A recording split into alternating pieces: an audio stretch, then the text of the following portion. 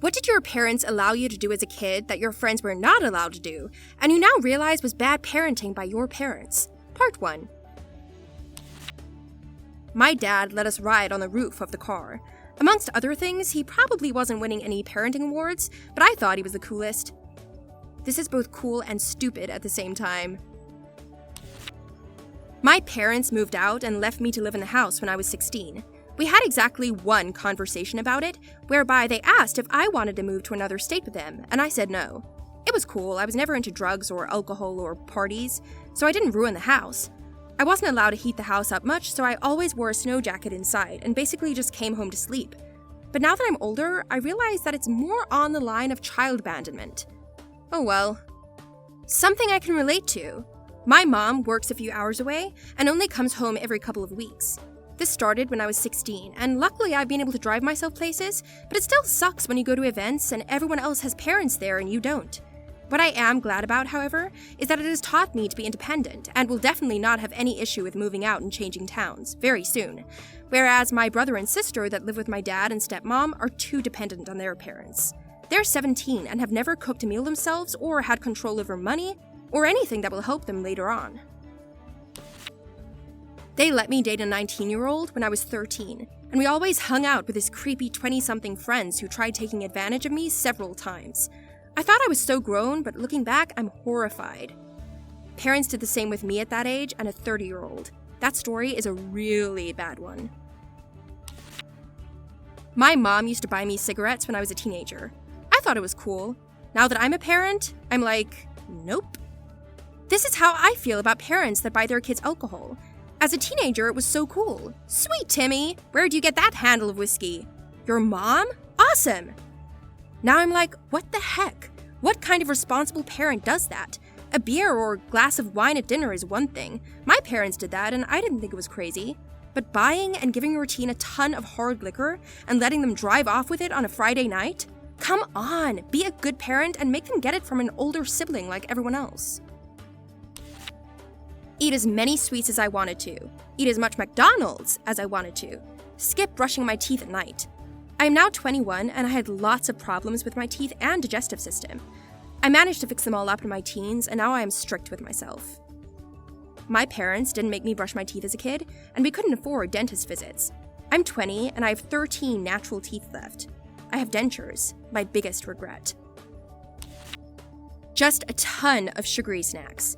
I ate so much sugar as a kid. My mom still buys me packs of cookies and chocolate when I go home. I'm 25 now. I'm such a chocolate fiend now, which I'm sure is related to the loads of sugar snacks. Mind you, I wouldn't change it. Stay home from school if I wanted to. My parents worked weekends, so sometimes they'd ask me whether I felt like going to school or not on a day they had off during the week, and then we'd go hiking or to a museum. That was elementary school. I was a pretty good kid, so as I got older, my parents trusted me when I told them I didn't feel well and they'd let me stay home. I mean, not bad parenting as much as my dad left when I was 6, and so was an uncle dad after that. My mom brought my sister and I up, and was very soft. So until she died when I was 14, I was still getting away with sleeping in her bed when she hadn't the heart to put me back when I was sneaking in as a toddler. So when she died, you can imagine what my grandmother had to deal with. Not only 2 grieving teenagers in the heights of hormone possession, but 2 grieving teenagers who hadn't been bed-trained and so cried at night being left alone. That sounds really tough. I'm sorry I had to deal with all of that. I hope your grandma was able to provide some support. Therapy can be helpful in so many situations, no matter how long ago that happened. I had a single mom that died when I was a teenager too. Therapy is and was very helpful. Internet hug. Got my first pair of 4-inch heels at 11 years old, maybe just turned 12, shiny black patent mules. I mean, I begged for those shoes, but as an adult, ew. My mom let me buy what could be considered stripper heels at maybe 11. Platforms and glitter. One of the other moms said, "I can't believe you let her wear those," in front of me. Needless to say, my mom was pissed off at the other mom. Looking back, I can sort of understand. Yeah, you can go ahead and sleep 3 days of the week at your friend's house. Like, in a row? I feel like that would just get boring after a while. let me go off into the forest outside my house. 1,500-acre place with virtually nothing except trees inside, alone. During the summer, I'd spend up to 2 weeks at a time in there, even had a small village of mud huts and wooden sheds at one point. That actually just sounds really cool, not necessarily bad parenting. I mean, maybe they should have kept a better eye on you, but you weren't out shooting up or robbing people, so they probably just let you have some fun and freedom. Let me watch whatever violent or scary movie, but any kind of nudity, and they would cover my eyes. I was so traumatized by those scary movies. I think I could have handled boobs just fine. Yeah, how come 8-year-old me was allowed to watch The Shining, but teenage me was too young for Brokeback Mountain? What I don't understand is that I watched scary movies all throughout my childhood, and now that I'm an adult, I have to cover my eyes if there is even a commercial for a scary movie. I can't handle them at all now. I don't just get jumping at the scary scenes and maybe having trouble sleeping scared, but I will cry tears and be afraid to be alone in broad daylight. Put my shotgun across my bike handlebars and ride out to dove hunt. It was the 60s. Cops and no one paid much attention. I was in high school in the 1980s, and I lived in a small rural town. It was not uncommon to see people with rifles hanging in gun racks in their trucks parked in the school parking lot. When it was hunting season, kids would bring their rifles to school and check them in at the office in the morning. You would walk up to the office and see 30 rifles all leaning up against the wall waiting for kids to pick them up after school so they could go hunting. Times were very different. My dad, being Dominican, he didn't care about anything adult-themed. His mentality was that he's going to see it eventually anyways. One time when I was 7, I asked my dad to buy me a copy of GTA, Vice City at EB Games. Shout out if you remember them. When we were at the register, the lady noticed my wide-eyed, eager face as she was scanning this corruption of a game. She proceeded to look at my father with slight concern and said, "Sir, may I remind you this game is usually for people 17 and over." Then my father, having no American etiquette, replied in his thick Dominican accent, "What? Isn't it just some titties and pussy? Maybe some blood? I see no problem, chica." My dad was cool. Your dad sounds like a GTA character. Lol.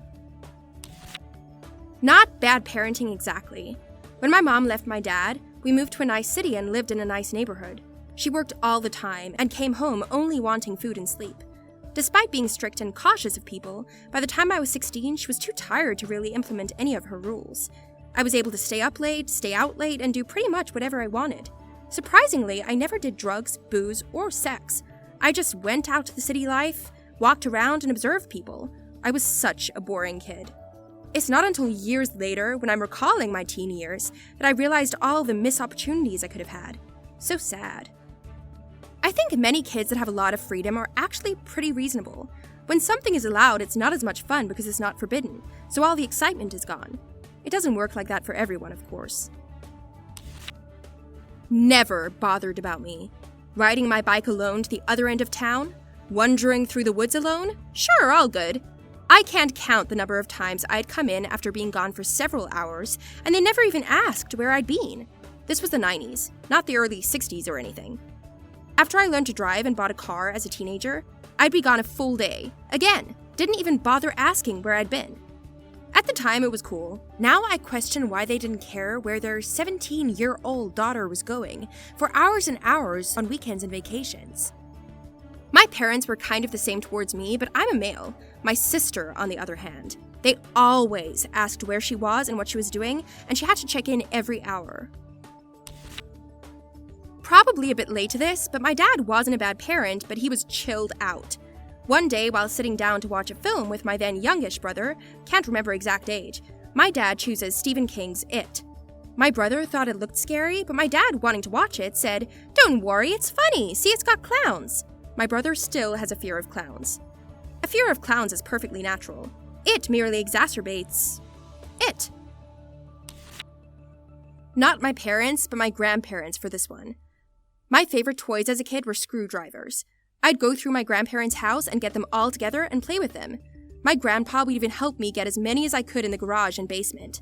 I had all kinds of screwdrivers. One day, my aunt came to my grandparents' house while I was there, and I ran up to her with 2 screwdrivers in my hand, held them up, and sang, "My mom doesn't want me to play with these, but Grandpa lets me." That was the end of screwdrivers at Grandpa and Grandma's. Also, my grandpa would let me eat hot dogs cold. Like, right out of the package. Your grandpa was probably thinking, if they can send me to Nam with grenades and guns at 16, then my grandson can play with screwdrivers at 8. My youngest brother and I were allowed to smash things apart and/or set things on fire in the backyard, as long as our parents confirmed that the thing in question was no longer needed or already not working or unfixable, that we cleaned up everything afterwards, and that there was water nearby in case the fire got too crazy. It never did. We burned and busted so many old electronics, toys, furniture, you name it. We were also allowed to use pocket knives and taught how to strike matches at a very young age, 5 to 6 years old. We never got hurt and never burned the house down. This was the early 80s. These days, I know adults that are afraid to light a fire in a fireplace. Man, I bet you really don't want to know what kind of toxic fumes were coming off the electronics y'all were burning. My mother bought me a bong for my 16th birthday. We went to the electric fetus so I could pick out the one I wanted. Put off my homework until the morning. My parents always made me do my homework and go to school. I was so jealous of kids who got to skip school.